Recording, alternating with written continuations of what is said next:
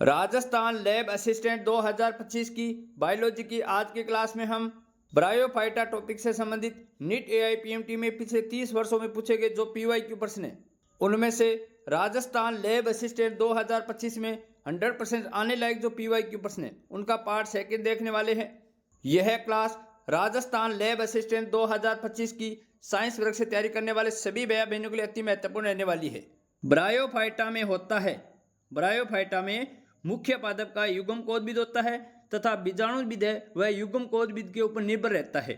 Bryophyta के लिए सही कथन है कि ब्रायोफाइटा में लघु बीजाणुविद अवस्था और सामान्यतः युग्म कोदबिद के ऊपर परजीवी। ब्रायोफाइटा में बीजाणुविद अवस्था लघु होती है तथा युग्म कोदबिद के ऊपर परजीवी होती है या आश्रित होती है। ब्रायोफाइटा के संबंध में क्या सत्य है? इनमें आर्किगोनिया पाए जाते हैं। ब्रायोफाइटा के लिए यह कथन सही है। इनमें हरित लवक पाए जाते हैं। ब्रायोफाइटा के लिए यह कथन भी सही है। ये थैलाब होते हैं।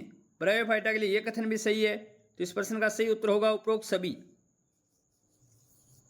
ब्रायोफाइट जल पर निर्भर करते हैं क्योंकि ब्रायोफाइटा में निषेचन के लिए जल की आवश्यकता होती है। ब्रायोफाइटा में निषेचन के लिए शुक्राणुओं को तैरते हुए स्त्री धानी तक पहुंचने के लिए जल की आवश्यकता होती है। तो इसके लिए सही कथन होगा जल की उपस्थिति में शुक्राणु आसानी से स्त्री धानी के अंडाणु तक पहुंच सकते हैं।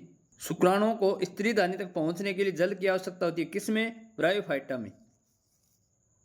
ब्रायोफाइट अन्य शैवाल से पृथक किया जा सकता है क्योंकि ब्रायोफाइटा में जो स्त्री धानी होती है यह फ्लास्क के आकार की होती है और एक बाहरी जैकेट से ढकी रहती है।